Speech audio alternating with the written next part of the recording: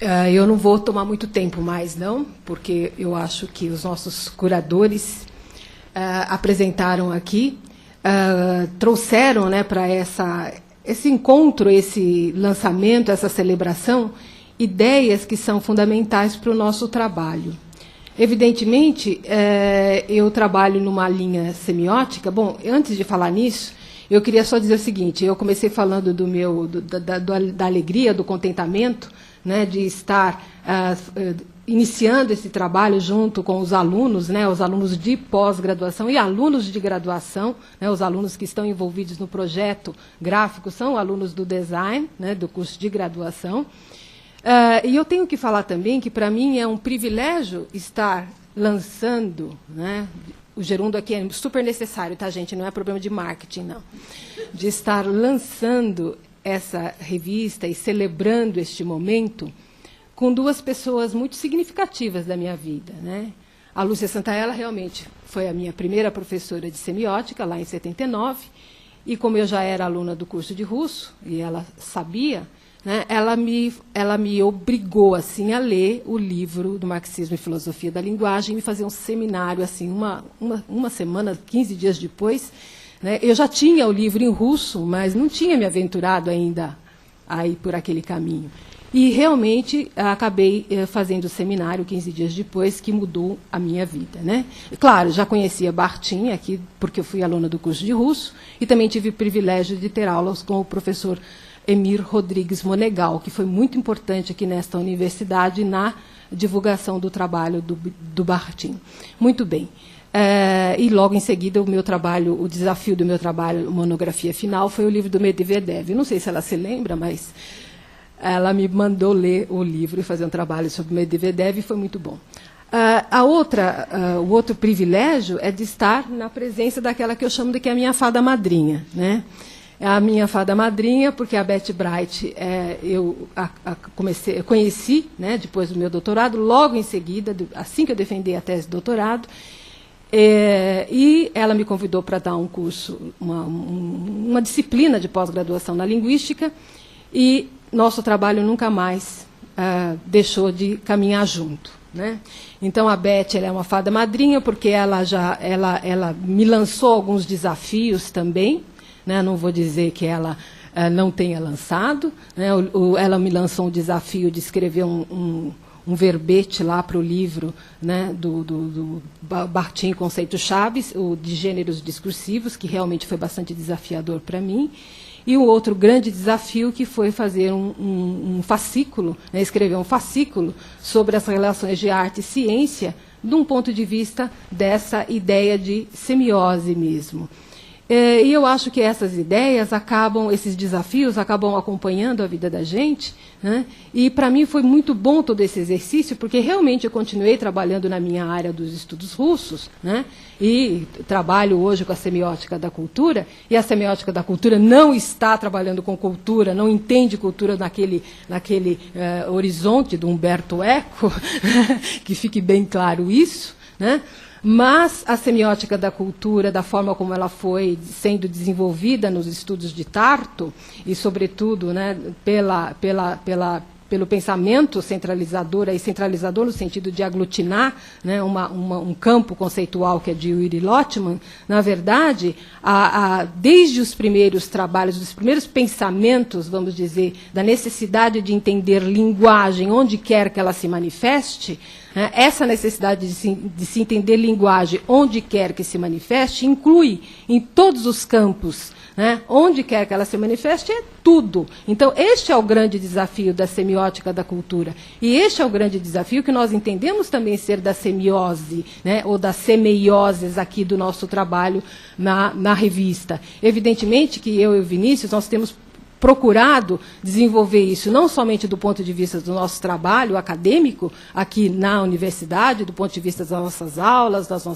dos nossos trabalhos, das nossas tarefas, mas também desenvolver isso de um ponto de vista um pouco mais, vamos dizer assim, científico. Né? Então, nós estamos trabalhando atualmente numa ideia que, para mim, né, começa, depois ele vai falar onde que começou para ele, mas para mim começa, né, nessa necessidade de se compreender linguagem, ou seja, produção de semiose né, onde quer que se manifeste no mundo, e este no mundo, evidentemente, está acompanhado pelo trabalho cognitivo daquele que age, né, daquele que entende, né, então de se buscar aquilo que nós estamos chamando, né, de um diagrama ontológico, que está presente, né, no desenvolvimento de todas essas ações semióticas neste mundo que Lotman chamava de semiosfera, né. Então, compreender essa semiosfera significa compreender, então, esses processos, né, que nós estamos considerando do ponto de vista diagramático, exatamente porque eles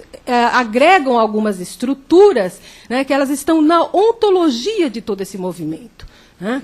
Então, a ideia, né, de semeioses é, sim, aglutinar pesquisadores, né. Por isso que nós não temos assim nenhum medo, nós não estamos preocupados com a CAPES, nós estamos querendo lançar um trabalho.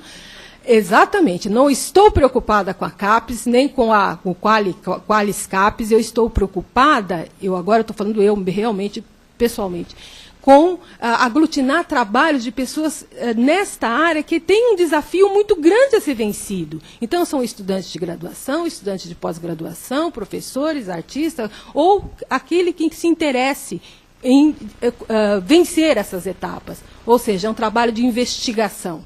Né? Um trabalho de investigação de peso. Bom, eu já falei demais. Então, é isso, e estamos aceitando os parceiros, os colaboradores. Que sejam bem-vindos.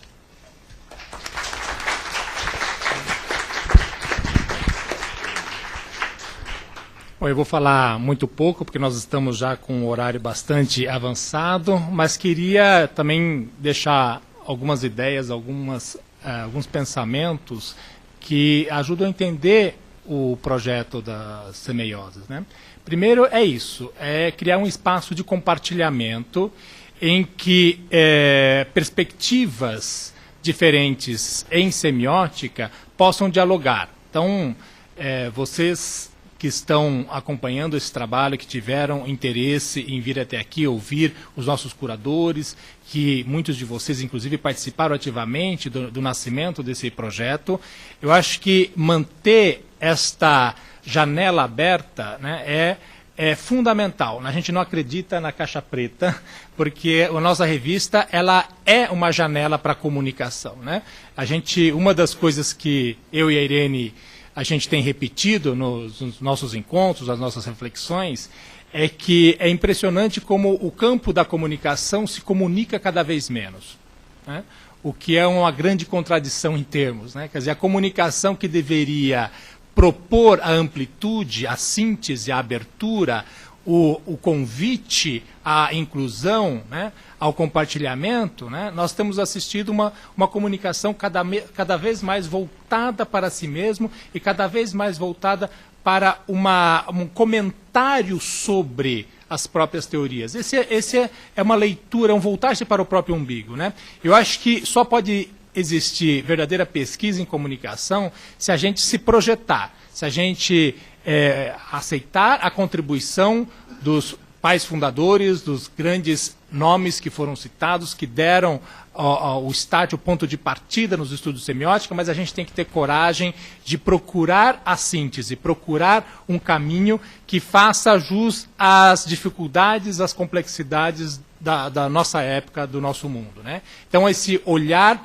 para a frente, buscar a comunicação na sua essência é fundamental.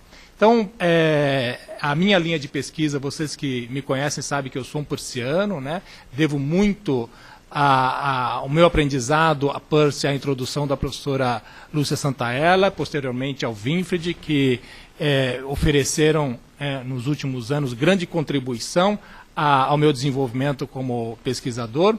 E eu queria dizer que a semiótica peirciana, ela tem, né, naturalmente, esta abertura, porque Peirce, ele, na sua visão, né, na sua grande visão da semiótica, ele partiu sempre da coisa mais ampla e geral possível, né, mais includente. Ele sempre adotou a hipótese de que vale a pena a gente ser corajoso e partir das hipóteses mais amplas, mais gerais, para depois buscar as particularidades, né? A ideia de que as generalidades são fundamentais nos processos da natureza, da cultura, da comunicação, né? Exige essa visão de que pode haver, sim, e que deve ser contemplada a hipótese de que semiose seja alguma coisa muito mais fundamental, ontológica, do que os estudos da comunicação historicamente delinearam. Então, essa visão envolve um pensamento filosófico. A semiótica persiana ela só é inteligível se a gente compreender o posicionamento filosófico do Peirce. Peirce era um realista extremo, e como realista eu acho que ele apresenta o antídoto a todas as teorias nominalistas, as teorias que, como o professor Winfried citou aqui, pós-modernas, que preconizam a não comunicação, né? Porque o nominalismo é isso, é o solipsismo, é a não comunicação.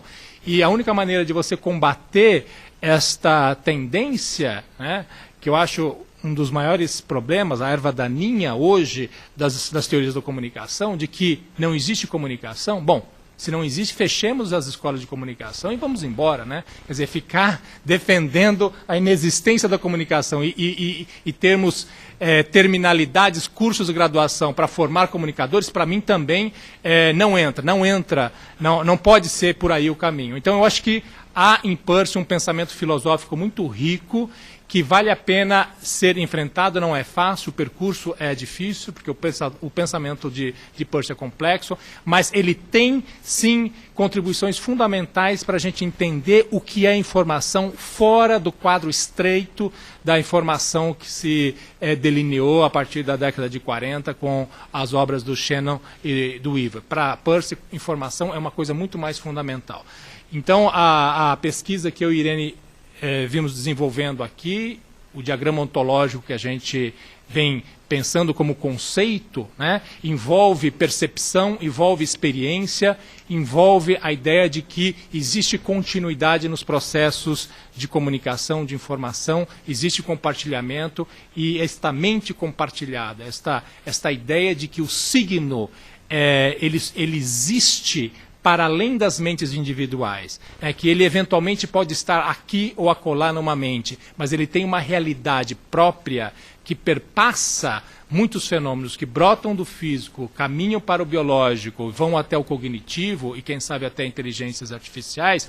Eu acho que esta é uma hipótese que ela é de vanguarda e que merece ser contemplada, pesquisada, porque ela aponta para os problemas fundamentais da nossa contemporaneidade. Então eu convido vocês, estudantes, pesquisadores, professores que estão interessados a acompanhar o desenvolvimento da semiose, a participar da sua construção enviando artigos, críticas, sugestões. Esperemos que a nossa equipe continue a crescer. Temos um grupo de pesquisa, de estudo, que aborda exatamente essas questões. Enfim, nós estamos querendo criar aqui um centro de gravidade para atrair mentes que tenham esta preocupação sobre a semiótica em geral.